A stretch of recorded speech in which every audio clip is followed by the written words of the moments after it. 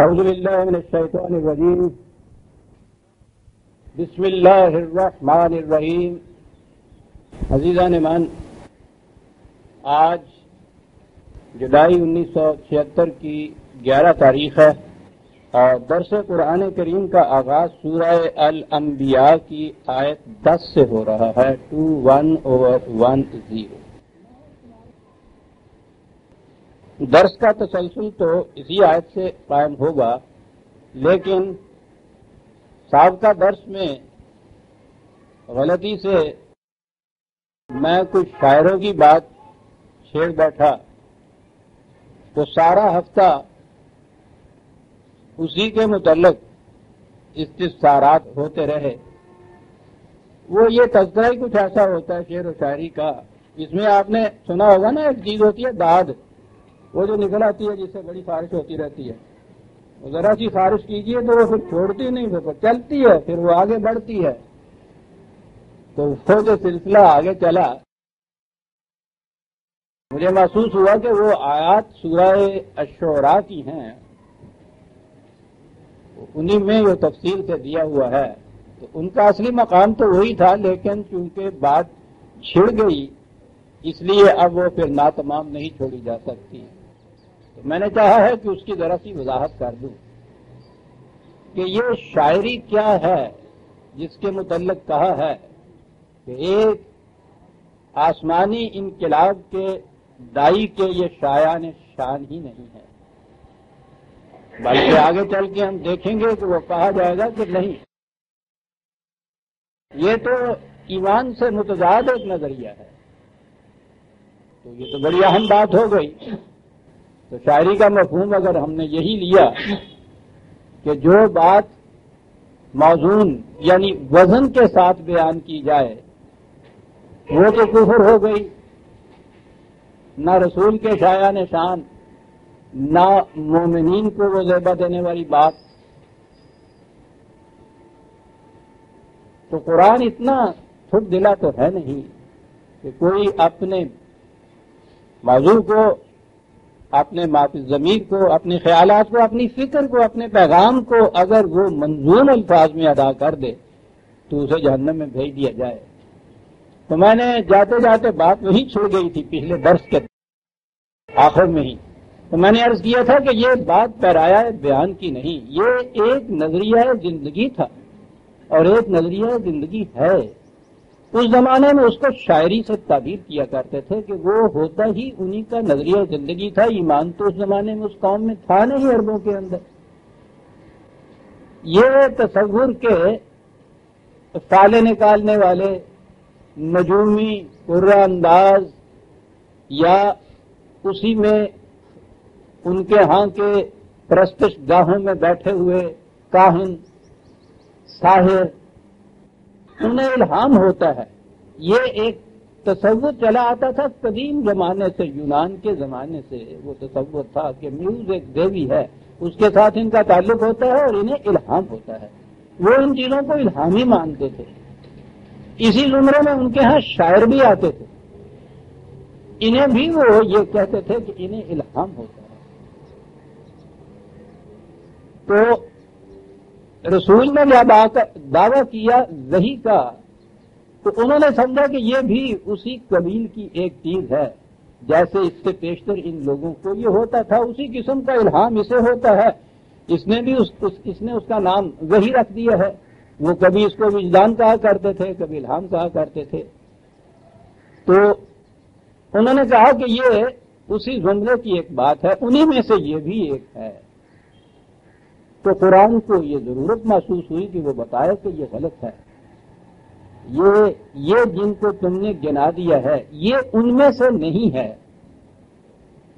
بات یہ اس نے بتانی تھی کہ یہ ایک منفرد چیز ہے، یہ الگ شے ہے، بلکہ اس سے بالکل متضاد ہے. وہ جو یہ جتنے میں نے گنائے ہیں، یہ نجومی اور فال والے اور کاہن اور طاہر اور یہ مندروں والے سارے، ان کے متعلق اس نے یہ قرآن نے کہا. میں اس وقت اس الہام کی اور ان لوگوں کا یہ جو دعویٰ ہے الہام یا وجدانیت کا، اس کی سائنٹیفک تعبیر میں نہیں جانا چاہتا، یہ بات دوسری طرف چلی جائے گی۔ بہرحال یہ چیز اس زمانے بھی مانی جاتی تھی اور آج بھی مانی جاتی ہے۔ سڑکوں کے کنارے بیٹھے ہوئے ہوتے ہیں، ہاتھ دیے ہوئے ہوتے ہیں ان کے ہاتھ میں قسمتیں بتانے والے، یا اس کے بعد وہ طوطے ہوتے ہیں، طوطوں سے انسان کی قسمتیں پوچھی جاتی ہیں۔ تو اب بھی یہ چیز چلی آ رہی ہے، یہ جہالت کے زمانے کی چیز تھی۔ قرآن نے ان دونوں میں امتیاز پیدا کرنا تھا، اور اس کے لیے وہ ایک لفظ اس کے ہاں ایک اصطلاح ہے جسے وہ شیطان یا شیاطین کہتا ہے۔ انسان کے اپنے جذبات جو کسی حقیقت پر مبنی نہ ہو، صداقت پر مبنی نہ ہو، وہ انہیں شیطان کہتا ہے۔ یہ جتنے بھی اس قسم کے الہامات، یہ نجوم و کہانت وغیرہ ہیں، یہ ہوتی ہے انسان کے نفس غیر شعوری کی کار فرمائیاں، ان کانشیس مائنڈ کے اندر کی یہ چیزیں ہوتی ہیں۔ لیکن چونکہ کسی حقیقت اور صداقت پہ ان کا ایمان نہیں ہوتا، اس واسطے وہ چیزیں بجائے خیش کذب ہوتی ہیں، افتراء ہوتی ہیں۔ تو یہ جو چیز ہے اسے قرآن نے بیان کرنا، اور اسی ضمن میں ان کے ہاں چونکہ ان سب میں شاعروں کو زیادہ اہمیت حاصل تھی، ان کے ہاں یہ سوائے کار کے اور کوئی مندر ہی نہیں ہوتے تھے، کوئی پرستش گاہیں نہیں تھے، ان کے ہاں کہانت ہوتی تھی، قسمت کے لیے فالے نکالنے والے بھی موجود ہوتے تھے، لیکن اہمیت ان کے ہاں سب سے بڑی شعراء کو ہوتی تھی۔ اور انہوں نے نبی کے متعلق بھی یہ کہا، ساحر بھی کہا، کاہن بھی کہا، تردید کرتا گیا قرآن۔ انہوں نے شاعر بھی کہا، قرآن نے اس کی بھی تردید کر دی۔ حالانکہ اسلوب بیان کے اعتبار سے قرآن کریم کے متعلق ان کے بڑے بڑے شعراء نے جب دیکھا تو انہوں نے کہا کہ یہ بلند درجے کی ایک شاعری ہے جس کی مثال ہم نہیں پیش کر سکتے۔ تو قرآن نے یہ بتایا کہ یہ نہیں، یہ اس کا شمار ان میں بھی نہیں ہو سکتا، شاعر کی کیفیت ہوتی ہے۔ تو سورہ شعراء 26ویں سورت ہے، وہاں سے بات یہ ہوتی ہے کہ وَمَا تَنَزَّلَتْ بِهِ الشَّيَاطِينُ، وہی ان شیاطین پہ نازل نہیں ہوتی۔ تو یہاں تو نفی کر دی نا کہ یہ بات اور ہے، یہ اور ہی قبیل کی چیز ہے جسے وحی کی کہا جاتا ہے۔ یہ جتنے یہ تم گنا رہے ہو ساحر و کاہن و شاعر اور نجومی، یہ جو دعویٰ کرتے ہیں اس قسم کا، یہ ایک بہکے ہوئے خیالات ہیں، قیاسات ہیں، جسے وجدان انہوں نے کہہ دیا ہے۔ یہ شیطان کا عمل ہوتا ہے، وہی ان پہ نازل نہیں ہوتی۔ اور یہ ہے کہ 26ویں سورت ہے، یہ آیت جو میں نے پڑھی ہے 210 اس کی آیت ہے، اور آگے ہے 221 میں، اسی ضمن میں یہ بات چلی آ رہی ہے۔ حل انبئکم علی من تنزل الشیاطین، اور تمہیں بتائیں کہ یہ شیطان کن کی طرف الہام کیا کرتے ہیں۔ تنزل علی کل افاک اثیم، دو چیز، ایک تو یہ آگے ہے یلقون السمع واکثرهم کاذبون، یہ شیطانی الہامات جو ہیں یہ ان کی طرف ہوتے ہیں۔ پہلی چیز تو یہ ہے، یہ عجیب لفظ ہے یلقون السمع، جن کے نا کنسوئیاں لیندے پھرتے ہیں، سونگتے پھرتے ہیں، یہ وہ چیز ہے۔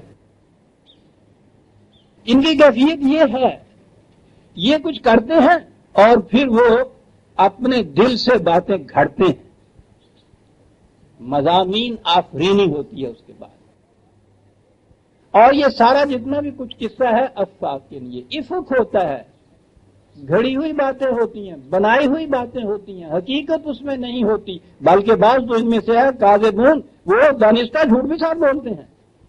یعنی کچھ تو وہ ہیں کہ وہ جہالت کی بنا پہ کوئی چیزیں ان کا نفس غیر شعوری گھڑتا ہے اور وہ سمجھتے ہیں کہ الہام یا وجدان ہو رہا ہے انٹیوشنل کا۔ ایک تو وہ ہوتے ہیں، اور ایک وہ ہوتے ہیں کہ یہ ساری چیزیں یونی قیاسی سنی سنائی ادھر ادھر سے دی اور اس کے بعد پھر وہ دانستہ جھوٹ بول کے مرصع انداز سے لوگوں کے سامنے پیش کرتے ہیں۔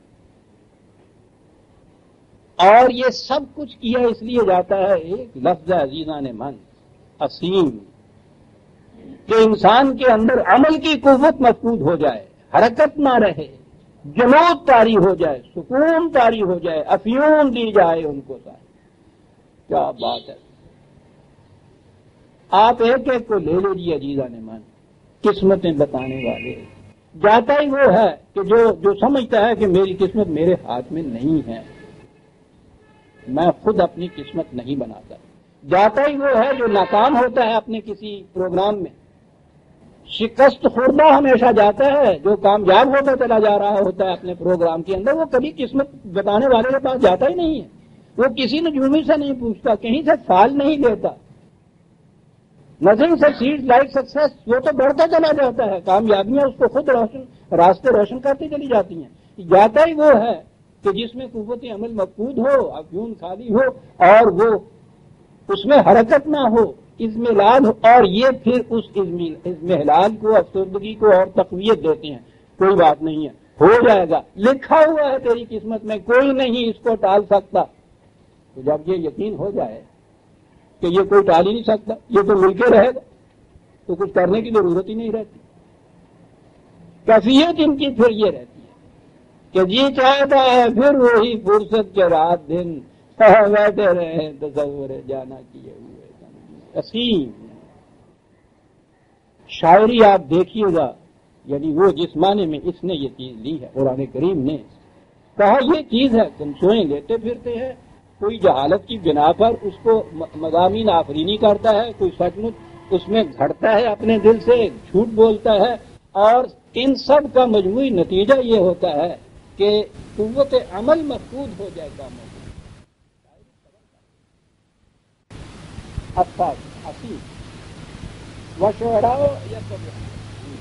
اور جو پھر تباہ کرتے، یہ تو لوگوں کو تباہ کرنے کے لیے تھے، اور یہ سارے اس کے پیچھے جو ان کو داد دینے والے ہیں وہ ان کو بہکاتے تھے۔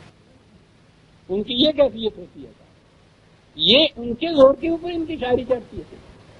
کسی ایک مشاعرے میں کسی کو اس کو داد نہ دے، آپ دیکھیے وہیں دیا گل ہو جاتا ہے ان کا۔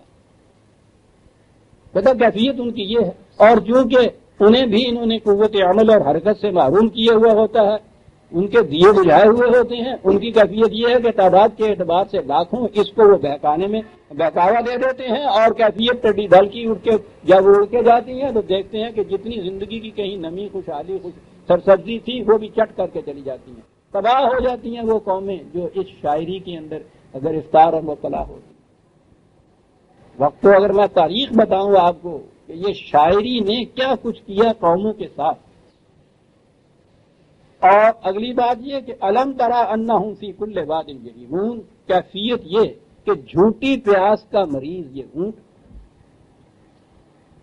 جھوٹی پیاس، جذبات کوئی سچے اس کے نہیں ہوتے ہیں، جھوٹے جذبات، جھوٹی پیاس، یعنی ساری عمر یہ عشق کا راگ گا رہے ہیں، محبوب بھی سب بھی، کوئی نہیں ہوتا ان کے ہاں۔ پھر کل وادن یہیمون، بات یہ ہے ساری پیاس ہے، وہ تو جھوٹی پیاس ہے، تو ہر وادی میں پھرتا ہے وہ۔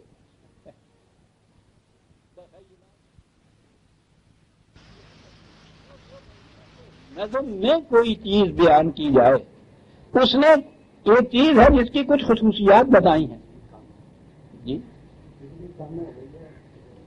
اچھا،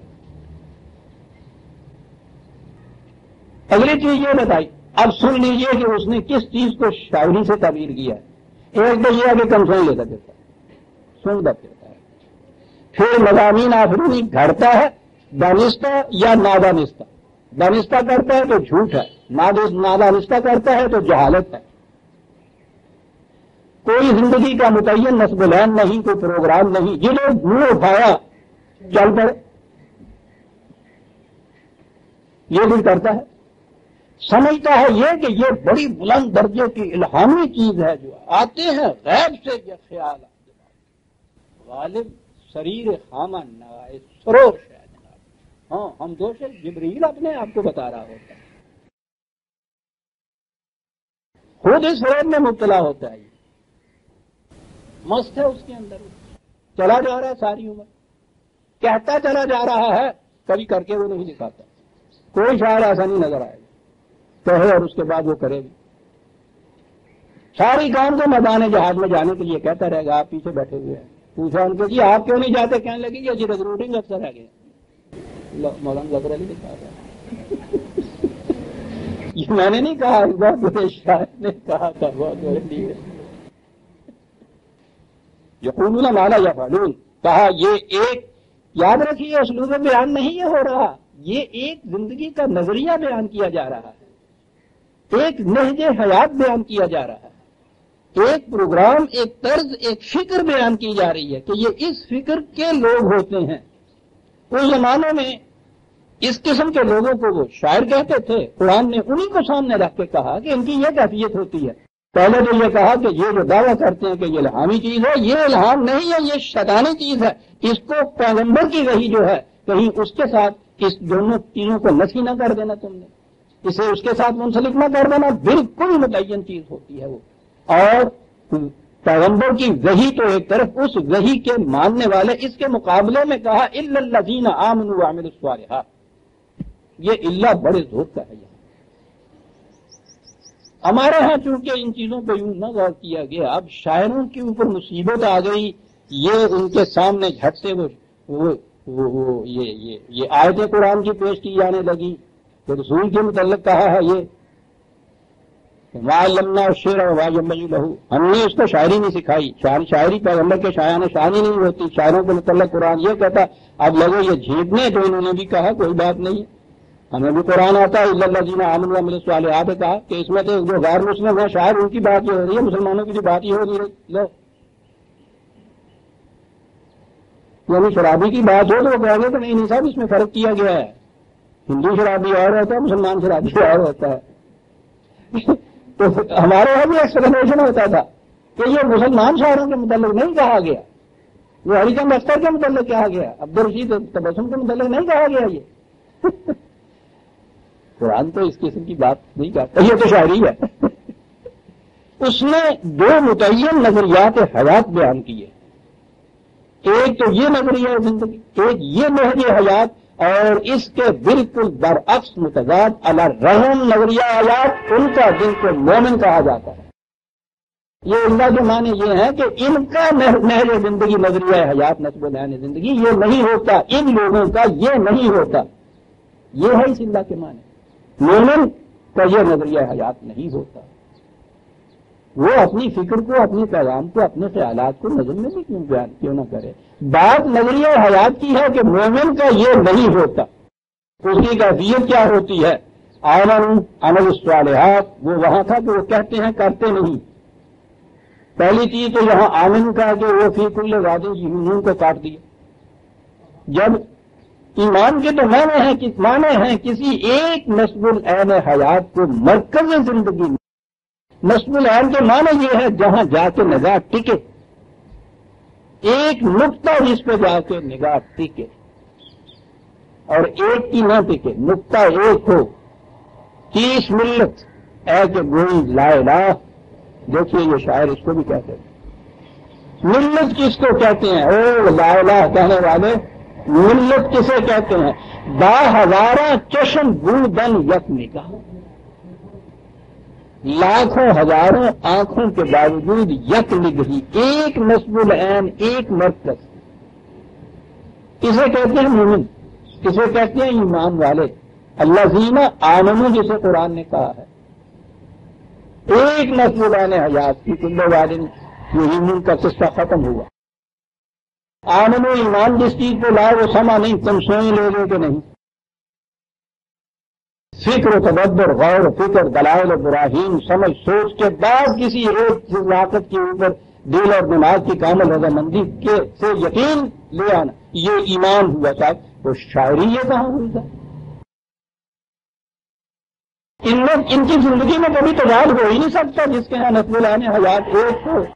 اس کے بعد وہ دوسری چیز انہم یقولون ما لا یفعلون کا ہے، عمل الصالحات، جس چیز پہ یقین رکھتے ہیں وہ کر کے دکھاتے ہیں۔ وہاں کہا تھا عصیم، افسردگی ہے، اضمحلال، کہا یہ صالحات، یہ کیفیت۔ وہ اپنے آپ کو سنوارتے ہیں، معاشرے کو سنوارتے ہیں، حسن کائنات میں نکھار پیدا کرتے ہیں، یہ ان کے اعمال ہوتے ہیں۔ صاحب بیٹھے رہے تصور جانا کیے ہوئے، یہ ان کا مسلک نہیں ہوتا۔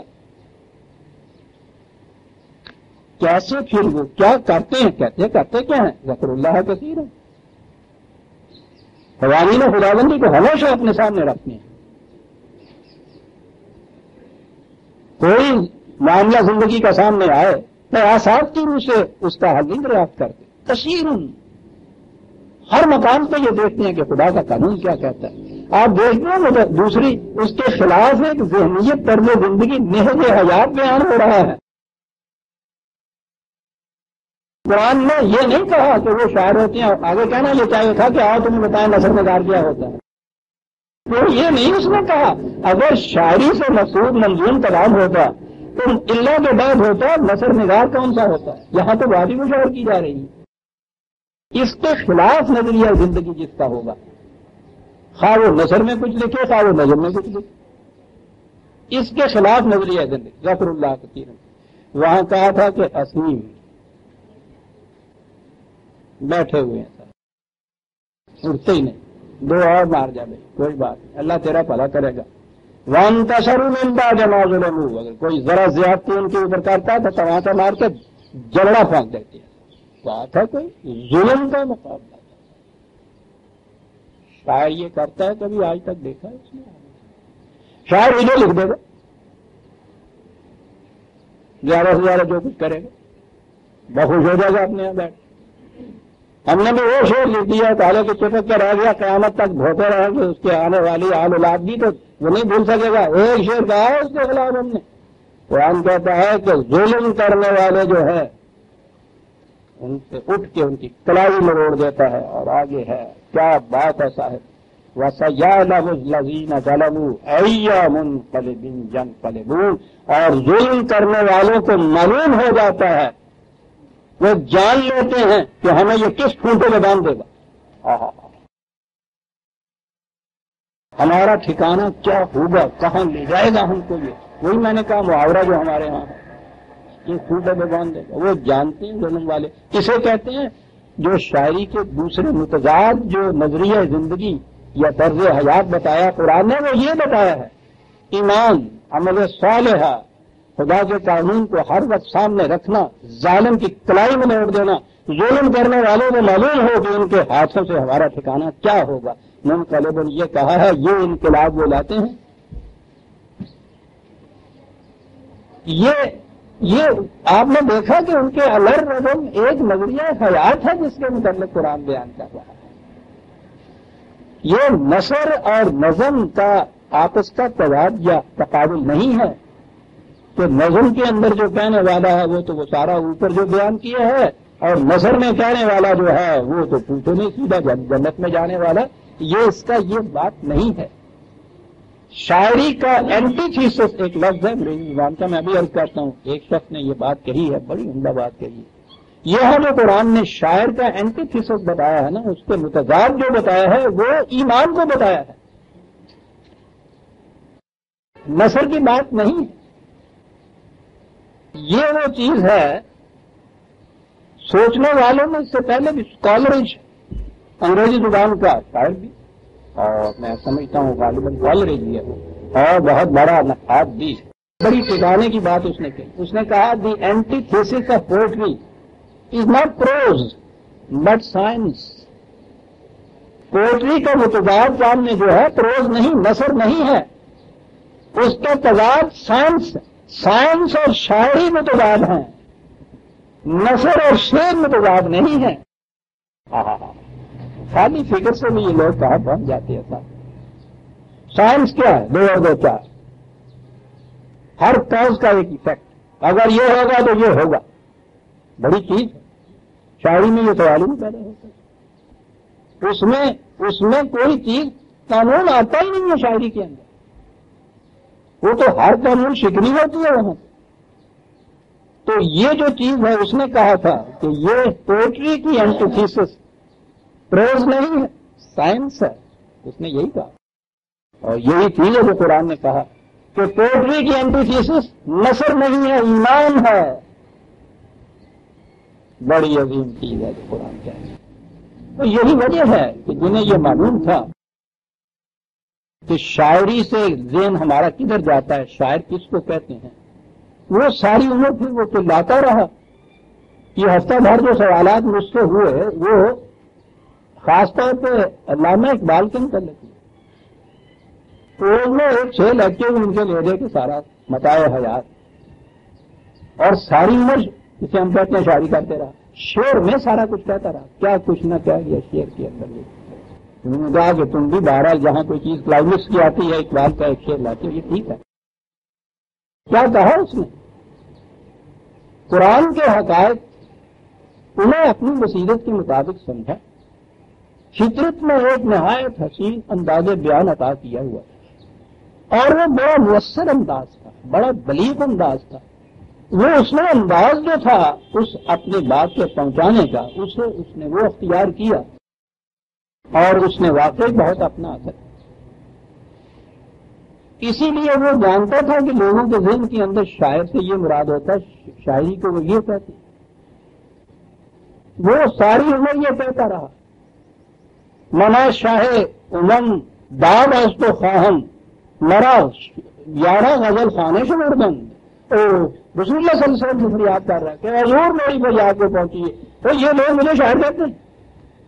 نہ عائد خیر زاں مرد فرو دست، یعنی یہاں تک یہ کہ یہ کہ گالی تک دے دیا وہ، نہ عائد خیر زاں مرد فرو دست کہ بر ما تہمت شعر و سخن بس،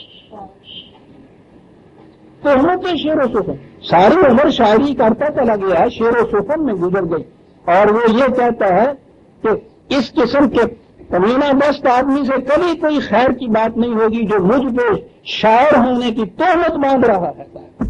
یہاں اس شعر و سخن سے مراد یہ تھا جو قرآن جس کو کنڈم تھا۔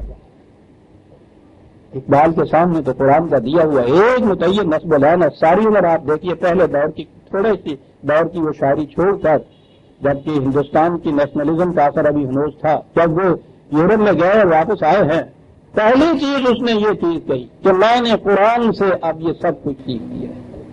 پہلی کتاب جو انہوں نے اپنی اسرار و رموز ہے، اس کے آخر میں جو دعا ہے اس میں یہ چیز کہ اگر میں نے قرآن کے خلاف ایک لفظ بھی کہیں کہا ہو دانستہ، تو اس کے بعد جو بد دعائیں انہوں نے مانگی ہے نا کہ میری شاعری تباہ ہو جائے، میری عمر ختم ہو جائے، اور آخر میں جو انتہا ہو سکتی ہے کسی کی بد دعا کی اپنے متعلق، بے نصیب اور بوسائے تا کل مرا، میں نے اگر قرآن کے خلاف کچھ کہا ہو تو یا رسول اللہ اپنے پاؤں کے بوسہ دینے سے مجھے محروم کر دے۔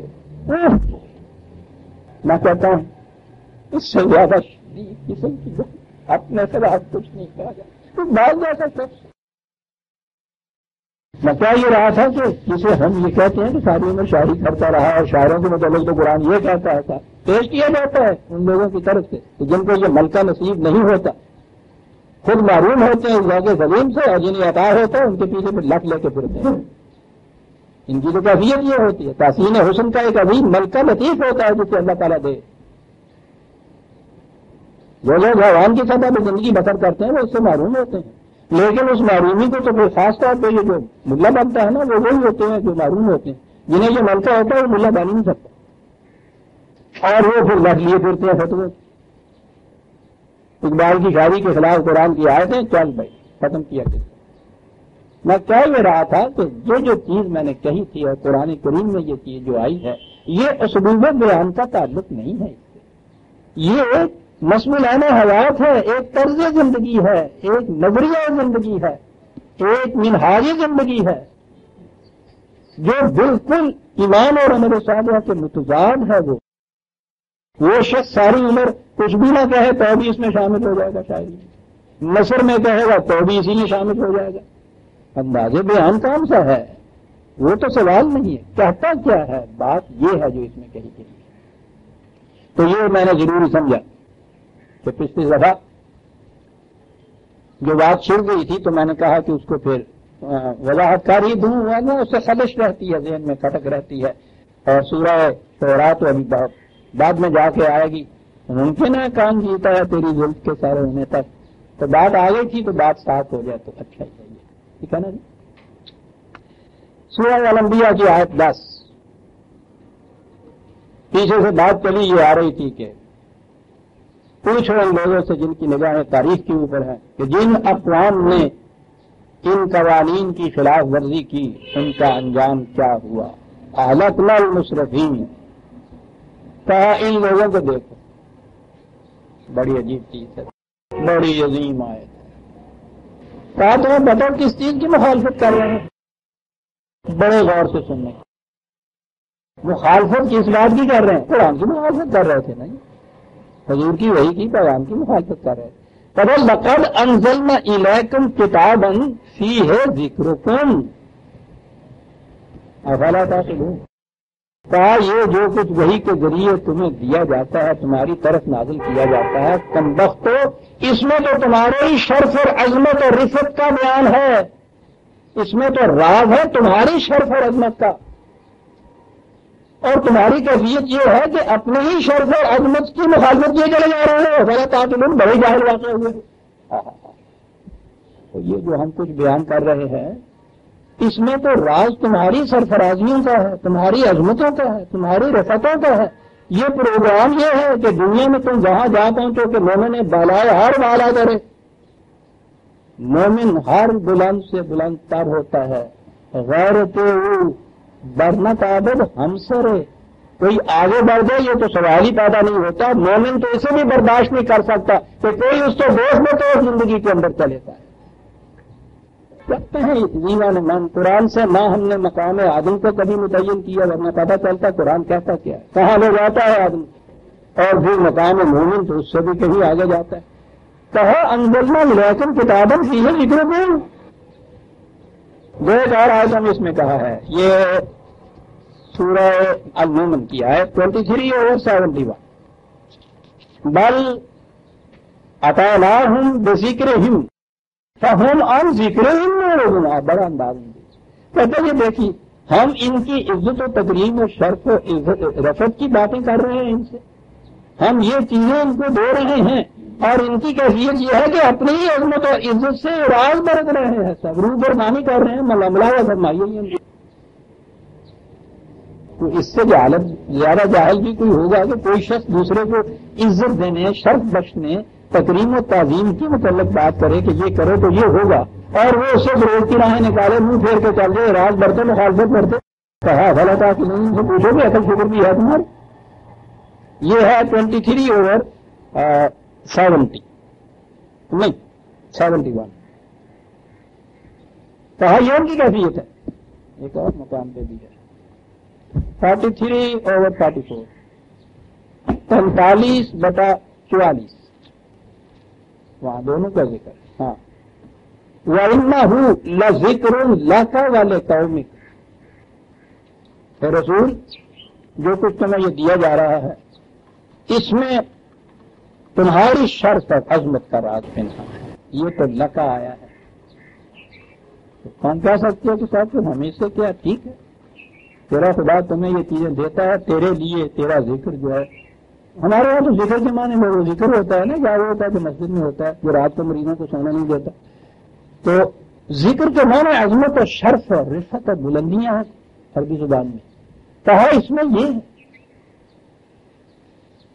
یعنی ورفعنا لک ذکرک، جسے ہم کہتے ہیں تیرے ذکر کو ہم نے بلندی دی ہے. ذکر کے معنی ہے شرف تمہارا جو ہے اس کو رفتیں بخشی ہیں. کہا تمہارے لیے اس میں ذکرک، انہ لذکر لک ولقومک. اور یہ جو مخاطب تمہارے اتنی مخالفت کر رہے ہیں، اس میں تو ان کی سرفرازیوں پر آج پوشیدہ ہے. والا صافہ تو چلوں ہے.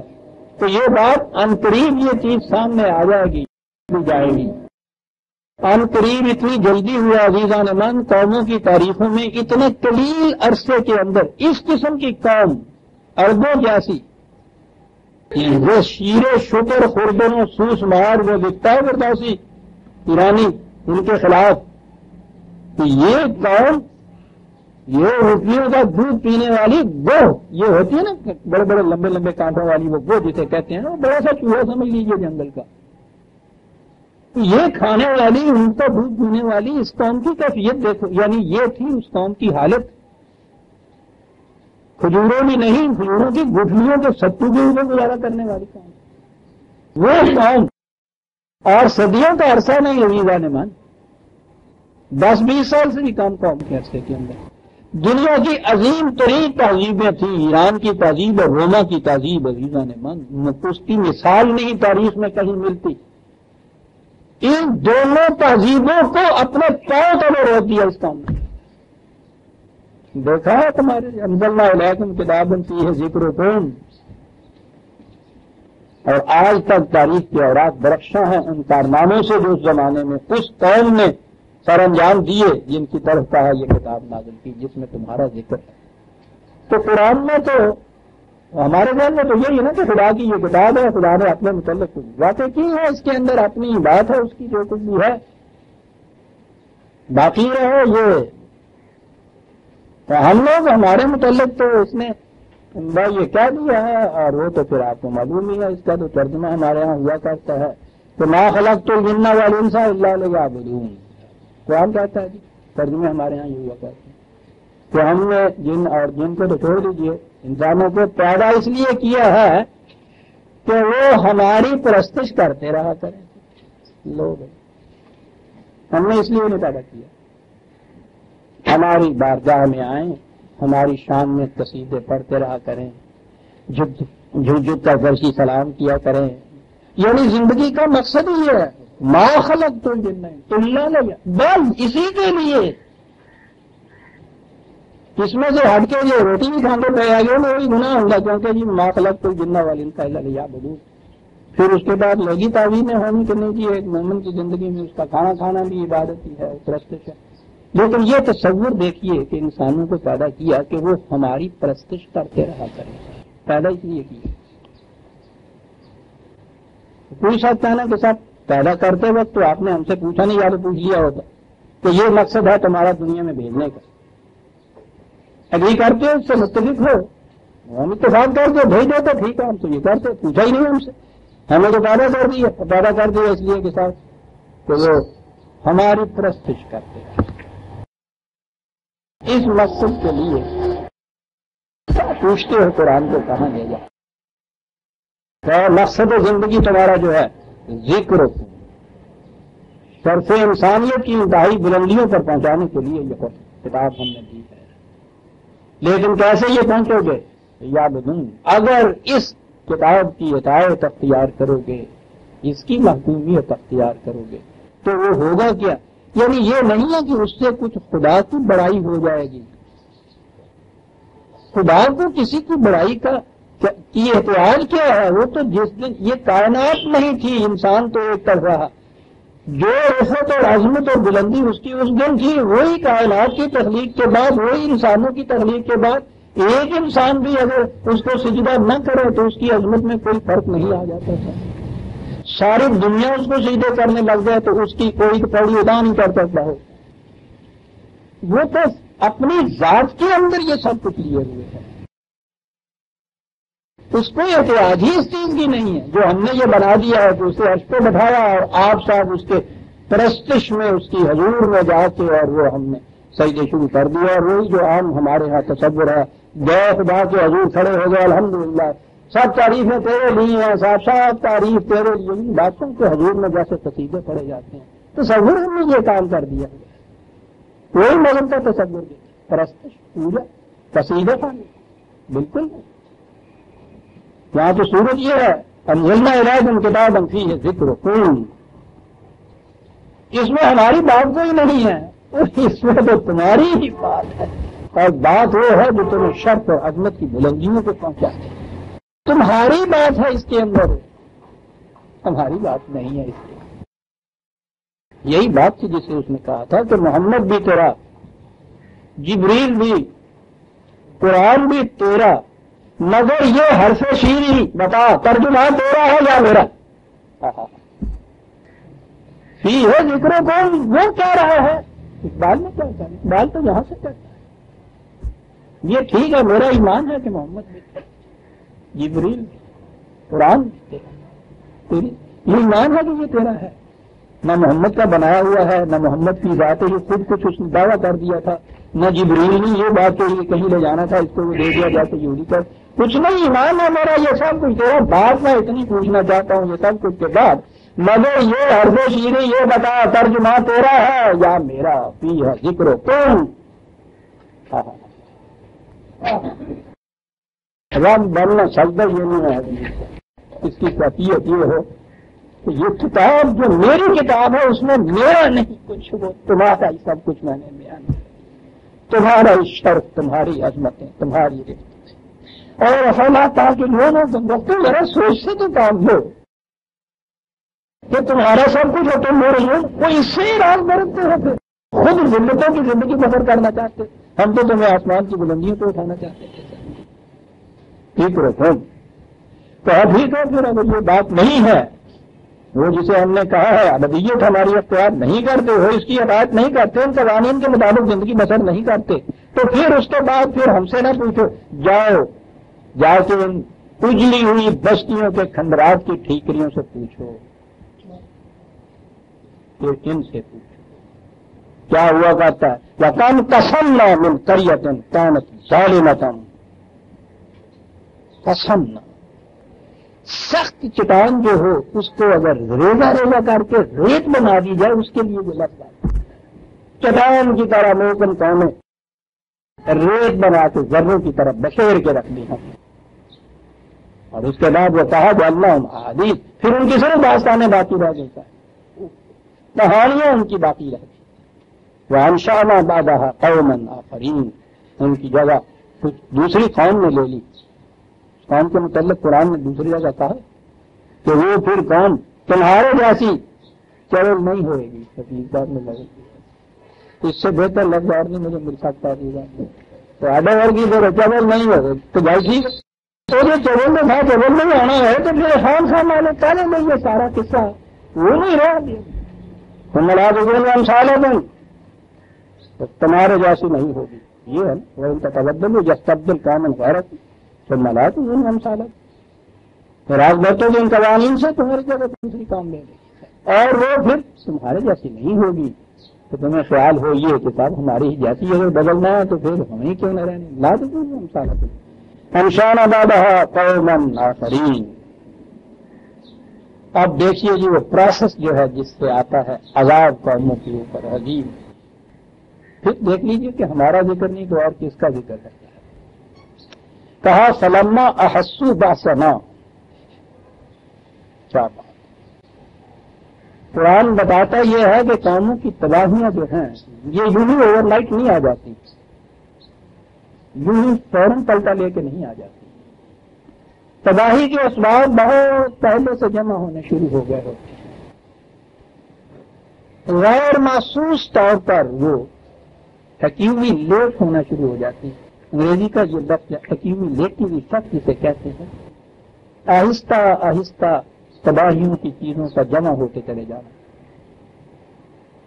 ڈاکٹر صاحب کے پاس جائیے، اسے کہیے کہ ڈاکٹر صاحب اچھا بولا رات کو سویا تھا، صبح آپ دیکھیے ایسا بخار ہے، ہڈیاں ٹوٹ رہی ہیں، سب کچھ ہے، تو دیکھنے کے بعد یا خون کی ایگزامن کرنے کے بعد وہ کہتا ہے صاحب یہ نہیں کہ رات آپ اچھے بھلے سوئے تھے، حال تو 10 برس سے اس کے اندر مبتلا چلے آتے ہیں، یہ تو کینسر ہے، ایک رات میں کینسر ڈیولپ نہیں ہوتا، مدتیں ہو جاتی، عرصہ لگتا ہے اس کے اندر، اسی لیے اس نے بار بار قرآن نے کہا ہے جو حاصل کو اپنا ٹیسٹ کراتے رہا کرو خون کا وقتاً فوقتاً، کیا کب کراتے رہا کرو، وہ اس لیے کہ یہ جو تباہی ہے وہ پہلے دن محسوس نہیں ہو جاتی۔ دو ایک آیتیں اور بھی ہمارے سامنے آتی، آیتیں تو اس موضوع پر بہت ہیں، قرآن کریم یہ پروسیس اس کا یہ ہے، طریقہ کار یہ ہے، اور یہ آپ کی سائنس کی دنیا میں آپ دیکھیں گے، آپ فزیکل ورلڈ کے اندر تباہی ایک دن نہیں آتی، گھن کھاتا ہے لکڑی کو تو یہ نہیں ہوتا کل بڑی اچھی تھی اور آج شتیر نیچے گر گیا ہے، پتہ نہیں کب تک گھن لگا ہوا ہوتا ہے۔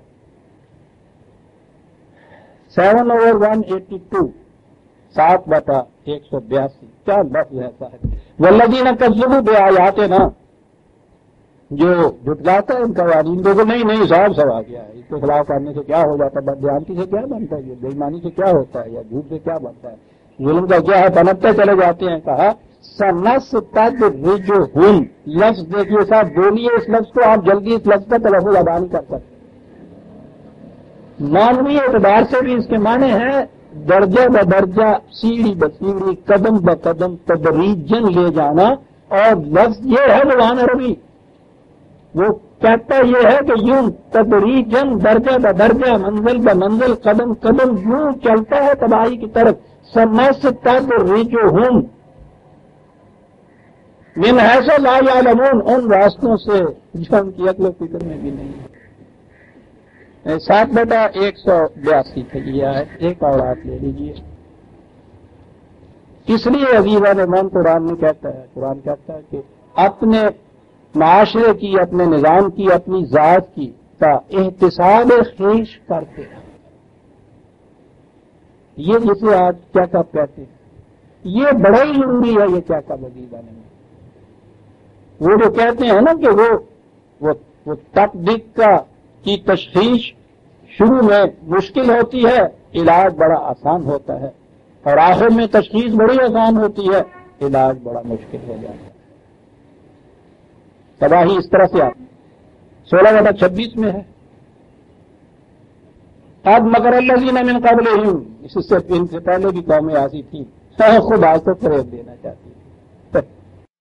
فأتى الله بنيانهم من القواعد فخر عليهم السقف من فوقهم، اور یہ نہیں ہوا کہ انہوں نے دیکھا تو چھت میں کچھ دریڑیں پڑ گئی تھی، دزیں پڑ گئی تھی، ایسا ہوتا تو وہ گھر سے پتہ چل جاتا، بنیادیں کھوکھلی ہو رہی تھیں۔ تو ایک دن پھر ہوا یہ کہ اچھی بڑی دیواریں نظر آ رہی تھی، اچھی بڑی چھت نظر آ رہی تھی، نیچے جو وہ بنیادیں تھیں وہ اتنی کھوکھلی ہوئی کہ وہ جو متزلزل ہوئی تو اپنی چھت کے نیچے آ کے تباہ ہو گئی۔ قومیں یوں تباہ ہوتی ہیں، اپنی ہی چھت کے بوجھ سے نیچے آ کے تباہ ہو جاتی ہیں۔ اور کس طرح سے من حیث لا یشعرون، اس انداز و طریق سے کہ ان کی اپنے شعور میں بھی یہ بات نہیں تھی کہ یہ جتنے بھی صاحب اقتدار ہوتے ہیں انہوں نے اپنی دانست میں تباہیوں کے راستے ایسے بند کر لیے ہوتے ہیں کہ وہ مطمئن ہوتے ہیں کہ نہیں صاحب تباہی آ ہی سکتی، ہم نے سب راستے بند کر دیے۔ جہاں ذرا سا تھوڑا سا امکان بھی ہو کسی خطرے کا وہاں بھی وہ راستہ بند کر دیتے ہیں، بلکہ اوور ایکٹنگ ہوتی ہے، اس میں تو اطمینان ہوتا ہے۔ کہتا من حیث لا یشعرون، ان راستوں سے پھر تباہی آتی ہے جو تمہارے شعور میں بھی نہیں تھا۔ یہاں ہے وہ لفظ جہاں میں پھر آیا، فلما احسوا بأسنا، احسوا، جب وہ غیر محسوس اور غیر مرئی تباہی جو تھی محسوس شکل میں سامنے آئی، احسوا، کیا ہوا پھر اذا ہم منہا یرکضون، تو وہ لگے بھاگنے، پھر وہاں سے لگے بھاگنے وہاں سے۔ یرکضون رکض ہوتا ہے کسی چیز فوری کسی خطرے کو دیکھ کے بھڑک اٹھنا اور اس سے حواس باختہ ہو کر بھاگنا جو ہے، کہا یہ فوری تو سامنے نہیں آیا تھا۔ فلما احسوا بأسنا، غیر محسوس طور پر تو پتہ نہیں کب سے چلا آ رہا تھا، جب وہ محسوس طور پہ سامنے آیا تو لگے بھاگنے۔ وہ محاکات ہے عزیزان من، محاکات کہتے ہیں ایک نقشہ کھینچ دینا سامنے، پورے کی پوری تصویر، منظر کشی کہتے ہیں۔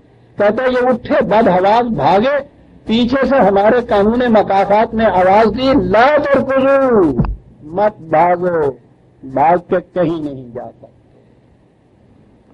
نہیں کہیں نہیں جا سکتے۔ کیا کہا کہ پھر کھڑے ہو جاؤ؟ نہیں، وہیں کھڑے نہیں کر دینا۔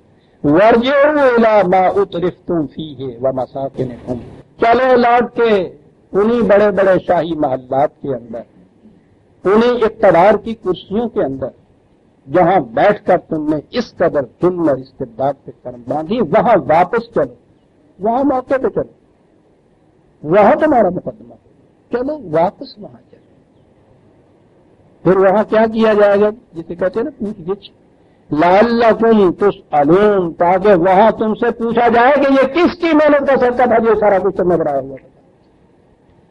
وہاں چلو، دیکھا محاکات کسے کہتے ہیں، دیکھا مال نامہ کیا ہوتا ہے، وہاں چلو تاکہ پوچھا جائے تم سے یہ جتنی بھی یہاں نرمیاں نظر آتی ہیں کن کے خون کی یہ سرخیاں تھیں، کن کی ہڈیوں کا چونا تھا جن سے یہ اس قدر تمہارے دیبا کے محلات تعمیر ہوئے، چلو تاکہ تم سے پوچھا جائے۔ بڑا عجیب وقت ہے یہ پوچھا جائے والی بات، تو قرآن کریم نے بڑے مقامات وہ جو ہے وہاں ثم لتسألن یومئذ عن النعیم، وہاں وہ یہ ہے 102/8 نعیم، وہ ساری آسائشیں، رہائشیں، آرائشیں، جو تم نے یہاں بنا جمع کی ہوئی تھی ان کے متعلق پوچھا جائے. یہ پوچھا جائے والی بات عزیزان من بڑی عجیب ہے. یہ پولیٹیکل سائنس میں جسے ہم ساورینٹی کہتے ہیں نا، اقتدار مطلق اس کا ترجمہ ہمارے ہاں کیا گیا ہے، لیکن ساورینٹی لفظ ہے اس کے لیے انگریزی میں بھی. ساورن اسٹیٹ کہتے ہیں، ترجمہ عام ہے جو خود مختار ہے. ساورینٹی جو ہے، اب یہ جو چیز ہے نا کہ ساورینٹی کس کو حاصل ہے. ملوکیت کے زمانے میں بہرحال ایک فرد ہوتا تھا، اس کو کہتے تھے. ڈکٹیٹرشپ میں بھی وہ اس کو کہتے ہیں. ڈیموکریسی کے زمانے کے اندر افراد کے جو نمائندے ہیں ان کو کہتے ہیں.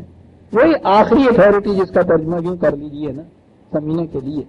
اور اب یہ جو دور چلا ہے، یہ جھکڑ چلا ہے روس کی طرف وغیرہ سے، تو اس میں عوام کے متعلق کہا جاتا ہے کہ ان کو یہ حاصل ہے ساورینٹی. تو وہ انسانوں کے اندر اندر ہی یہ پھرتی ہے، کوئی شکل اس بھی کیوں نہ رکھ دی جائے. اس کی پہلے دیکھیے پولیٹیکل سائنس میں اس کی ڈیفینیشن کیا ہے. جیکوا میریٹم نے لکھا ہے دا مین اینڈ دی اسٹیٹ. وہ لکھتا ہے the power to do all things without accountability. یہ اقتدار کہ جو کچھ جی میں آیا نہ کرو، کوئی مجھ سے پوچھنے والا نہ ہو، اس کو کہتے ہیں ساورینٹی. اکاؤنٹیبلٹی نہ ہو جانا یہ ہوتا ہے اکاؤنٹیبل ٹو. یہ ہماری کانسٹیٹیوشن میں بھی ہوتا ہے. The minister is accountable to the chief minister and the chief minister to the prime minister and the prime minister to the president, یا جیسا بھی اس میں رکھا، اور ٹو دی پارلیمنٹ اکاؤنٹیبل. یہ اس کے حساب انہوں نے اس کا دینا ہوتا ہے. اس ذمہ داری جو ہے وہ اس کے متعلق جا کے بتانا ہوتا ہے. وہ اس سے پوچھ سکتا ہے یہ اس سے. اور ساورن آخری اتھارٹی وہ ہوتی ہے کہ وداؤٹ اکاؤنٹیبلٹی اس کے اوپر کوئی ایسا نہ ہو جو اس سے پوچھ سکے کہ تم نے ایسا کیوں کیا تھا. یہ ہوتی ہے ساورن. میں نے کہا کہ انسانی نظام سیاست میں یہ جتنے بھی پیکر بدلے، ساورینٹی کسی نہ کسی شکل میں انسانوں کے پاس ہے. قرآن نے دیا ایک نظام سیاست. کہا کرتے ہیں سر اسلامی نظام سیاست کیا ہے؟ اسلام کا سیاسی نظام کیا ہے؟ کیا ہے کیا؟ سن لیا آپ نے کہ ساورینٹی کس کو کہتے ہیں؟ یہی صورت ہے. میں اس وقت پہ ہوں آیت 13 پہ، آیت 23 پہ آ جائیے. 4 لفظ ہیں. لا یسأل عما یفعل. کوئی بھی ایسا نہیں ہے کائنات میں کہ جو کچھ وہ کرے اس کے متعلق ہم اس کو نہ کہیں کہ تم اکاؤنٹیبل. کوئی ایسا نہیں ہے اس کائنات کے اندر کہ جس کی یہ کیفیت ہو جو یہ سمجھے کہ مجھ سے نہیں پوچھا جائے گا. لا یسأل عما یفعل. کوئی ایسا نہیں ہے. وَهُمْ يُسْأَلُونَ. یہ معاف رکھیے گا، میں نے ترجمہ دوسری طرف کہا. وَهُمْ يُسْأَلُونَ. جتنے بھی ہیں کائنات میں ان سب سے پوچھا جائے گا. لا یسأل عما یفعل. صرف خدا کی ذات ایسی ہے کہ جو وہ کرے اس سے کوئی پوچھنے والا نہیں کہ تم نے کیوں کیا. لا یسأل عما یفعل. خدا کی ایک ذات ایسی ہے کہ اس سے نہیں پوچھا جا سکتا. پوچھنے والا تو اس سے اوپر کی اتھارٹی ہونی چاہیے نا. اس کے اوپر اتھارٹی نہیں ہے، اس سے نہیں پوچھا جا سکتا. یا فلما یرید ہو، وہ اپنے ارادے سے جو چاہتا ہے اس سے نہیں پوچھا جا سکتا. وَهُمْ يُسْأَلُونَ. اور اس کے علاوہ جو کوئی بھی ہیں انہیں حساب دینا، ان سے پوچھا جا سکے گا. طے کر دیا قرآن نے صاحب یہی مسئلہ کہ ساورینٹی جو ہے، جو الفاظ ہمارے ہیں بلانگس ٹو اللہ. الفاظ ہیں کچھ ہم جا کے مسجدوں میں دوہرا لیتے ہیں، کچھ ایوان حکومت میں جا کے دوہرا لیتے ہیں. الفاظ ہیں. اب جو بتا دیا کہ ساورینٹی بلانگس ٹو اللہ، تو وہ سمپلی پھنس گئی حلق میں. کرا کیا؟ And he has delegated these powers to the representative. اس نے اپنا یہ جو اختیار مطلب ساورینٹی ہے اس نے تفویض کر دیا ہے. ہم آگے بندہ کو اللہ اچھا کر کوئی نہیں، تفویض کر دیا ہے اس نے جو اپنی کوئی پاور دوسرے کو ڈیلیگیٹ کر دیتا ہے تو خود تو اس پاور سے محروم ہو جاتا ہے نا اس وقت کے لیے پاور سے کہ لوگ واپس نہ لے لے. تو وہ یہ جو اختیار مطلق کے سوورنٹی کا جو پوچھ نہیں سکتا تھا تو اس کا ہی بلانگ ٹو اللہ، لیکن اس نے ہمیں تفویض کر دیا صاحب یہ، اور آپ بیٹھ گئے ہوتے چڑکنا لیں تفویض کر دیا نا. کیا باتیں ہیں اسلامی مملکت میں. یہ اتنا سا ٹکڑا سمجھانے کے لیے عزیزان من پھر وہ میں والی بات آ جاتی ہے. مجھے شاید 20 برس لگ گئے یہ کہتے ہیں. تو زیادہ وہ اپنے اختیارات تفویض کسی کو نہیں کرتا، وہ پھر محروم ہو جاتا ہے. وہ کہتا یہ ہے کہ لا یسأل عما یفعل، ہم سے کوئی نہیں پوچھ سکتا، وہم یسألون، تم سے پوچھا جا سکتا ہے. تو اگر اس نے سوورنٹی تمہیں دے دی ہوئی ہے تو پھر پوچھا کیسے جا سکتا ہے؟ یہ لیابت میں تفویض کا تصور بڑا غلط ہے. یہ دھوکہ دے رہا ہے انسان اپنے آپ کو یا دوسری دنیا کو. اس کے بارے سیکولر والے ٹھیک ہے، کھلے بندوں کہتے ہیں کہ ٹھیک ہے سوورنٹی جو ہے اسٹیٹ کی ہوتی ہے، اسٹیٹ کے ریپرزینٹیٹو ہوتے ہیں، وہ ایکسرسائز کرتے ہیں، ٹھیک ہے بات. لیکن یہ جو اب ان کے ہاں وہ مذہب جو گلے میں آ کے پھنستا ہے، دین تو ہے نا، دین میں تو سیدھی سی بات، دین کی بات تھی جو پاکستان کے مماد نے کہا تھا، جس نے اقبال سے یہ تلمیذ جو تھی اقبال کی، اس سے سیکھا تھا قرآن اس شخص نے، قائد اعظم نے. میں ذاتی طور پہ عزیزان مان اس کا گواہ ہوں، 10 سال تک ان کے ساتھ رہا ہوں. یہ چیز انہوں نے جب یہ بات کہی تھی، اتنی عظیم بات ہے کسی کے تصور میں نہیں آ سکتی. قائد اعظم نے حیدرآباد میں جو یہ کہا تھا کہ اسلامی مملکت کا اختصاص اور انفرادیت انڈیویجویلٹی اس میں ہے کہ اس میں اختیارات مطلق خدا کو حاصل ہوتے ہیں، لیکن ان اختیارات پر عمل کیا جاتا ہے اس کے کتاب کی روح سے. اس قدر پریکٹیکیبل تھا یہ شخص. دیکھا آپ نے، میں نظریے اور عقیدے کی بات نہیں رہنے دی کہ ساورنٹی بلانگ ٹو اللہ، تو بعد ابھی جو کچھ کریے ڈیلیگیٹڈ ٹو اس، اس نے کہا قدم نہیں. یہ اسی کی حق کے حکومت صرف اس کو حاصل ہے. اب سوال یہ ہے کہ خدا تو یہ ایک نظری سا عقیدہ ہے، عالم بالا پہ ہے، وہ تو خود حکومت کرنے کے لیے آتا نہیں ہے. عقیدے کے لحاظ سے آپ یہ کہہ دیجئے تو اس کے بعد پھر خوش ہو جائیے اور جو جی میں آئے کرتے رہیے تھا وہ تو مختلف تو وہی ہے. پتر وراثت کے دے دے ٹھا دے کچھ کرے سارا کچھ یہ کرے مالک تو ہو جائے گا. جنہیں کری آگے کرم ہی نہیں رکھے تو لامکان ان کا دیتا تو جائے گا تو لامکان تیرا مکان کتنا ہو سکتا. عزیزان مذہب میں مذاق ہوتا ہے دین کے ساتھ. یخادعون اللہ والذین آمنوا وما یخدعون الا انفسهم، خدا کو فریب دیتے ہو، انہیں تو فریب دیتے، اپنے آپ کو فریب دیتے. یہی وہ معاشی نظام میں انہوں نے فریب کا کہ یہ سارا کچھ خدا کو بلانگ کرتا ہے، ہمارے تو وہی حقیقی ہے. میرے پاس تو یہ امانت ہے چند روزہ سے، اور امانت جو ہے وہ امین ٹوٹ کے بہ جانا ہوتی ہے. نظام سیاسی کے اندر کہ ٹھیک ہے صاحب اختیار مطلب کا ساورینٹی بلانگس ٹو اللہ، اس نے تفویض کر دیا ہمیں بالکل وہی چیز. اسے اس نے امانت دے دی تھی، اس کو تفویض کر دیا. اب جو جی ہوا کرتا رہے، ان سے ان سے پوچھنے والا وہ تھا، اس نے کر دی تفویض. چلیے صاحب راوی آیت لکھتا ہے، کہتا یہ ہے، یہ آیت ہے عزیزان من، یہ ہے 21/23 عظیم آیت. لا یسأل عما یفعل، صرف اس کی ذات ایسی ہے کہ جو کچھ وہ کرے اس سے نہیں پوچھا جا سکتا. وہم یسألون، اور جو بھی ہے ہم میں سب آ ویسا ہے، ان سے پوچھا جا سکتا ہے اکاؤنٹیبلٹی. یہی تھی ڈیفینیشن پوچھا گیا تھا حضرت عمر رضی اللہ تعالیٰ عنہ کہ حکومت اور خلافت میں فرق کیا ہے. آپ نے کہا تھا کہ میں تو یہی سمجھتا ہوں کہ خلافت کی صورت یہ ہے کہ پوچھا جائے گا مجھ سے کہ کہاں سے دیا اور کہاں کس کو دیا. کیا بات تھی ان لوگوں کی جنہوں نے قرآن سے نظریے تصورات سیکھے تھے. ذہن یوں تھا، 4 لفظ ہوتے تھے جس میں یہ بات کر جاتے.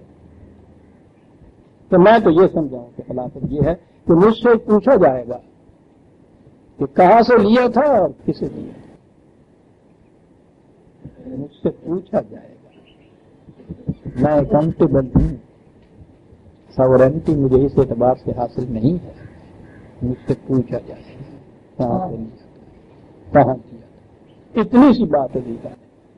یہ قرآن نے کہا کہ سن والا تو سالن یومئذ عن النعیم، تم سے پوچھیں گے اس دن کہ یہ ساری حقائقیں اور روایتیں اور یہ نماز یہ سارا کیسے حاصل کیا تھا، کس طرح اس کی تفصیل کی گئی، پوچھیں گے۔ یہاں وہی کہا کہ وہ بھاگیں گے اور ہمارا قانون مکافات پیچھے سے یہ آواز دے گا، لا ترکضوا، کھڑے ہو جاؤ، مت بھاگو۔ کتنی قوت ہوگی اس پیچھے سے پکارنے والے کی صاحب، ورنہ وہ جو آگے بھاگ رہا ہے اس کو اور تیز بھاگنا چاہیے، اس کے بعد بھاگ نہیں سکتے۔ ورجعوا الی ما اترفتم فیہ، یہ ترستم کیا لفظ ہے، تیرے سے دوسروں کی کمائی کے اوپر عیش کی زندگی بسر کرنا، اس کے معنی یہ ہے پوچھا جائے چلو واپس، تاکہ تم سے پوچھا جائے، لوٹ آئے، پکڑے، باندھے گئے، کھڑا کر دیا، تفتیش ہوئی، قالوا یا ویلنا انا کنا ظالمین، ہم نے ظلم کیا۔ ایک لفظ میں سوال ہے، ایک لفظ میں جواب ہے، یہ سب کچھ ہم نے ظلم سے حاصل کیا۔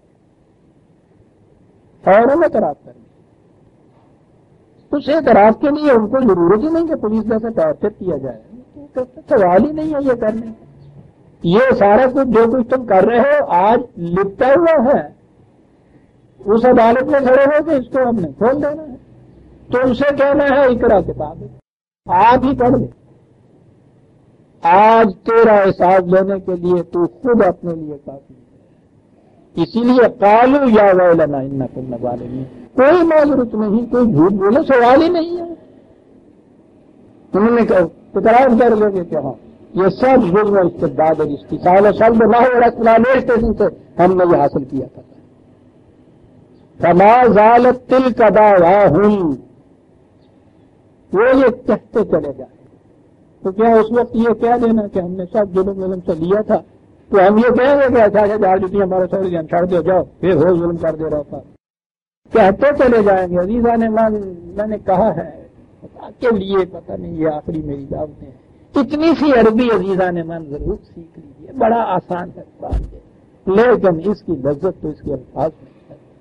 کہتے چلے جائیں گے حتی جعلناہم حصیدا خامدین، دو لفظ وہ کہتے چلے جائیں گے تاکہ ان کی کیفیت یہ ہوگی جیسے کٹا ہوا کھیت، جیسے بجھا ہوا شعلہ۔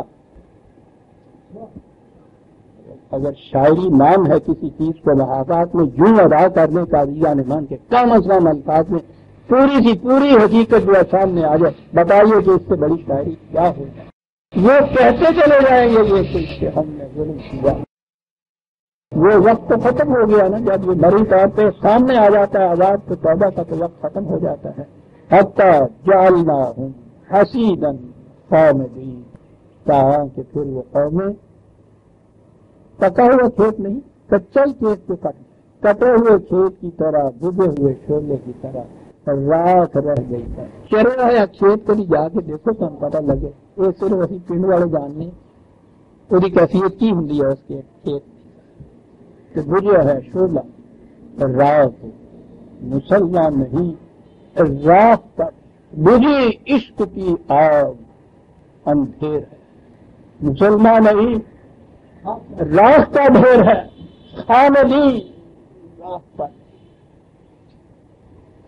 تو کہا کہ یہ چیز جو سمجھ میں نہیں کے آئے گی، وہ کہا تھا نا کہ انہوں نے تو سارے رسنے بند کر لیے تھے تباہیوں کے، یہاں سے بھی نہ آئے، وہاں سے بھی نہ آئے، وہاں سے بھی نہ آئے، یہ پھر کیسے ہو گیا، کیا ہو گیا؟ قرآن نے مختلف مقامات پہ عزیزان مان اس حقیقت کو کہا ہے، بڑی عظیم حقیقت ہے۔ کہتا ہے ان کا خیال جو ہے یہ آمنے سامنے جو کچھ لوگ، وہ قوم، وہ یہ دشمن، وہ سازش والے، وہ کچھ پلاٹ کرنے والے، اس پہ ہے وما خلقنا السماء والارض وما بینہما لاعبین، انہیں پتہ نہیں ہے کہ ہم نے یہ سلسلہ کائنات یوں ہی کھیل کود کے بنا پر نہیں بنایا ہوا، کھیل کے کود سے نہیں بنایا ہوا، مذاق نہیں ہے، یہ کھیل نہیں رہے۔ کائنات کا دوسری جگہ بھی میں لاتا ہوں آج، کائنات کا یہ سلسلہ اس لیے قائم کیا گیا ہے کہ ہر فرد کو اس کے عمل کا بدلہ مل جائے۔ ہم پتہ نہیں ہوتا ہے، ابھی تک ہماری سائنس وہاں نہیں پہنچی کہ یہ معلوم ہو سکے ہمیں کہ یہ کائنات کا سلسلہ جو ہے یہ انسان کے اعمال کے نتائج مرتب کرنے میں کیا پارٹ ادا کر رہا ہے، کیا رول ادا کر رہا ہے. کہا ان کی نظر ان چیزوں کے اوپر سامنے پڑتی ہے. یہ دشمن، یہ قوم، یہ فرد، یہ پلاٹ، یہ سازش انہیں پتہ نہیں ہے. یہی کچھ ہو تو پھر تو یہ قانون مقافات کا شکست دے لیں، یہاں کے انتظامات یہ اتنے کر لیں، لیکن یہ چیز ان کے پاس کی کہاں ہے؟ تو ہم نے تو یہ نظام کائنات اسی سے کہا. یہ بات جو تھی میں سمجھنا کچھ ان کی سمجھ میں آئی تھی جنہوں نے یہ کہا تھا نو آسماں بگردش و ما درمیانہ ایم. اگرچہ وہ بات اور ہے، ان شاعروں کے نزدیک ہمارے ہاں فلک کی گردش جو تھی اس کی وجہ سے یہ سارا کچھ نیچے ہوتا تھا. اس اعتبار سے تو غلط ہے جیسے وہ کہا کرتے بھلا گردش فلک کی چین دیتی ہے کسی انشاء. گردش فلک نو آسماں بگردش و ما درمیانہ ایم. غالب دیگر نہ پوچھ کے بعد میں چینے لگا تو یہ آسمان و زمین گردش میں ہے. اس اعتبار سے تو گردش کی بات نہیں، وہ تو تھوڑا بات کہی جائے گی. وہ تو مجوسیوں کا ایک تصور تھا کہ انسان اپنے مقدرات کا آپ مالک نہیں ہے، اس کی قسمت جو ہے وہ متعین ہوتی ہے آسمان اور اجرام فلکی کی روح سے. وہ ستارے اور نجومی جسے کہتے ہیں، ستاروں کی گردش، یہ آپ کے ہاں اب بھی وہ جعفر اور رمل اور یہ سارے قصے جو ہیں ستارے، ہندوؤں کے ہاں کا یہ سارا جتنا وہ چکر ہے ان کے ہاں کا ستاروں کے اوپر اترتا ہے. تو دیکھتے ہیں آپ کے یہاں کا یہ کہ جو برج حمل میں ہے اور اکبر میں چلا گیا اور تمہارا ستارہ آج یہ کہہ رہا ہے پر یہ ان کا تصور تھا. ایران کا تصور ہے نا تخلیق کا جو ہے کہ انسان مجبور ہے، ان کے ہاں یہ تھا. لیکن میں نے کہا یہ ہے کہ وہ یہ چیز کہتے، بات یہ نہیں. قرآن کریم نے یہ چیز کہی ہے کہ اگر یہ صرف انسانوں کے ہاتھوں سے یہ کچھ ہوتا تو اس کا انتظام آپ تو کر لیتے. جابر اور ظالم تو ایسا انتظام کر لیتے ہیں کہ کوئی ان کے خلاف آواز تک بلند نہ کرے، کوئی اٹھے تک نہیں. 45/22 45/42 بڑی وضاحت سے بات کی. وَخَلَقَ اللَّهُ السَّمَاوَاتِ وَالْأَرْضَ بِالْحَقِّ. ہم نے سلسلہ کائنات کو بالحق پیدا کیا ہے. یہ بات بھی اور ہے، کبھی عرض کروں گا. بالحق پیدا کیا، حقیقت پر مبنی ہے. یہ کاہے کے لیے پیدا کیا؟ لِتُجْزَى كُلُّ نَفْسٍ بِمَا كَسَبَتْ وَهُمْ لَا يُظْلَمُونَ. تاکہ ہر فرد کو اس کے عمل کا صحیح بدلہ ملے اور کسی کو کچھ زیادتی نہ ہو. تو یہ انسانوں کے اوپر ہی نہیں چھوڑا اس نے کہ یہ جس قسم کا انتظام کریں اس کے مطابق ان کے اعمال کے نتائج برآمد ہو جایا کریں. یہ کہتا ہے کہ سلسلہ کائنات ہم نے اس لیے یہ وجود میں ہم لائے ہیں تاکہ ہر فرد کو اس کے اعمال کا نتیجہ مل جائے اور کسی پہ کوئی زیادتی نہ ہو. اسی لیے اس نے کہا کہ ہم نے اس کو لائبین پیدا نہیں کیا، کھیل کود کے طریقے. وہی لائبین کے معنی ہوتے ہیں مشغلے کے طور پر بیٹھے بیٹھے یہ کچھ کر لینا. جیسے بچے وہ صبح کو اٹھ کے وہ مٹی کا گھرانڈا بنایا کرتے ہیں، سارا وقت اس کو بنانے میں صرف ہو جاتا ہے. وہ کہیں بیچ میں دے دعا کے بن جاتا ہے، اس کے بعد پیچھے سے آواز ہوتی ہے نہیں دودھ وقت ہو گیا، تھوڑے سے پیر مار کے تر جاندی کرنی جاتا ہے. شاعروں نے تو ہمارے یہاں یہ کچھ کیا ہوا ہے. خود کوجا کرو، خود گلے کوجا، خود رندو سبوکش، خود برسر یا کوجا خریدار برآمد بے شکست و رواں سے. سارا یہ نظام کائنات. پہلی چیز تو یہ کہ کوئی اور ہے ہی نہیں. ہے آپ ہی باپے آتے ہو بولے شاہ جڑا کچھ آدھا آپ تو نہ رکھتا. آپ ہی یہ پوجا، آپ ہی یہ مٹی، آپ ہی یہ کمہار، آپ ہی یہ چاک، آپ ہی وہ برتن جو بنایا، پیالہ بنایا اور خود ہی پینے والا ہوا، خود ہی اس کا بنانے والا شراب کا، خود ہی خریدار، اور آخر میں بے شکست اور پیر مار کے توڑ کے چلتا بنیا ہے. اللہ میاں کام کرتا پھر بھائی کیا بات ہے ہماری شاعری کی. کسی شاعری کہتے ہیں لائبین نہیں پیدا کیا. اور اتنی سی بات جو ہے لائبین کی عزیزہ نے مان یہ جو لفظ نہیں ہے. ہندوؤں کے ہاں یہ فلسفہ ہے. خدا کی جو صفات ہے، صفات ہی نہیں بلکہ خدا کے جو نام ہے اس میں اس کا ایک نام نٹ راجن ہے، نٹوں کا راجا، چیف ایکٹر. تو یہ سارا کچھ جو ہے ایشور کی لیلا ہے. آپ لوگوں نے تو اب یہ لفظ بھی نہیں سنے ہوئے، ہم تو شروع میں رہے ہوئے ہیں نا. رام لیلا لفظ تو سنے ہونا. وہ لیلا ہوتا ہے ڈرامہ، رام لیلا، لیلا اب وہ رام لیلا تو تھی نا، صرف وہی جو دوپہر کے دنوں میں وہ ڈرامہ کیا کرتے تھے سارا رامائن کا. اس کے بعد یہ تھی کہ ساری کائنات ایشور کی لیلا رجائی ہوئی ہے، یہ کیا ہے جو ہے، اور اس کے اندر سارے ہم آپ سب چھوٹے چھوٹے ایکٹر ہیں. نہ بادشاہ بادشاہ ہے، نہ وزیر وزیر ہے، نہ قاتل قاتل ہے، نہ مقتول مقتول ہے. یہ سارا کچھ ڈرامہ ہے. اور اس میں شاید ایکٹر نٹ راجن، وہ خود سب سے بڑا نٹ راجن. یہ تصور تھا ہندی فلسفے میں، اس میں ان کے ہاں کی فلسفے کی کتابیں ہیں اس چیز کی. آپ ایک لفظ قرآن کا لائبین دیکھیے عزیزان من، لائبین کے لفظ میں سارا فلسفہ ان کا جو ہے اس کی ترغیب کر کے رکھ دی. تو وہ نٹ راجن نہیں ہے، لیلا نہیں اس نے رجادت کی، بالحق پیدا کیا ہوا ہے. کرتے کیا ہیں؟ وَلَوْ أَرَدْنَا أَن نَتَّخِذَ لَهْوًا لَاتَّخَذْنَاهُ مِن لَّدُنَّا إِنَّ كُنَّا فَاعِلِينَ. کھیل لٹانا ہوتا، لیلا کرنی ہوتی تو ہمیں وہ ہم کر سکتے تھے، امکان میں ہمارا یہ تھا، ہم وہ کر دکھا دے. اس قسم کی لیلا نہ پھر ہوتی جیسی تم یہ کہتے ہو. بالکل یہ غلط ہے تصور جو تم کہتے ہو لیلا رجا رکھی ہے. بل نخذف بالحق علی الباطل فیدمغہ فاذا هو زاہق. یہاں تو کیفیت کچھ اور ہے، یہاں تو حق اور باطل کی ایک کشمکش ہے. ہم باطل کے مغز پہ حق کا تھوڑا مارتے رہتے ہیں، فیدمغہ اس کا بھیجیا نکال کے رکھ دیتے ہیں. فاذا هو زاہق وہ میدان چھوڑ کے بھاگ جاتا ہے. وَلَكُمُ الْوَيْلُ مِمَّا تَصِفُونَ. جو کچھ تم خدا کو سمجھے بیٹھے ہو تباہی ہے تمہارے لیے، تباہی ہے تمہارے ایسے خدا کے لیے.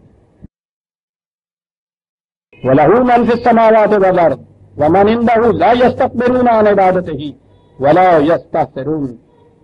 تمہاری عبادتوں کی پرستشوں کی اسے کیا فکر، کیا پرواہ بیٹھی ہوئی ہے. کائنات کی پستیوں بلندیوں میں جو کچھ ہے اس کے پروگرام کی تکمیل میں سرگرم ہے. جو قوتیں ان چیزوں کے اوپر اس نے متعین کی ہیں لا یستکبرون، وہ کبھی بھی سرکشی نہیں برتتی، کبھی ایک سجدے سے بھی گریز نہیں کرتی، سرکشی نہیں برتتی. عن عبادت ہے، یہاں دیکھیے عبادت کا وہ اس کے احکام و قوانین کی اطاعت میں کبھی بھی ایسا نہیں ہوتا کہ ذرا سی بھی سرکاری برتتا ہے. سرکاری نہیں برتتا ہے، چلو جی سرکشی نہ برتتی صحیح، یہ کچھ تھک بھی تو جاتا ہے آدمی کام کرتے کرتے. ولا یستحسرون، وہ تھکتے بھی نہیں. اور یہ وہ ہیں جو تمہارے اعمال کے نتائج مرتب کرنے کے پروگرام کی تکمیل کر رہے ہیں. یوں نتائج مرتب ہوتے. بات آگے بھی چلتی ہے. ایک صاحب نے 10 منٹ ہم کو دیے تھے، وقت ہو گیا. سورہ الانبیاء کی آیت 19 تک ہم آ گئے. 20ویں آیت سے ہم آئندہ لیں گے. ربنا تقبل منا انک انت السمیع العلیم.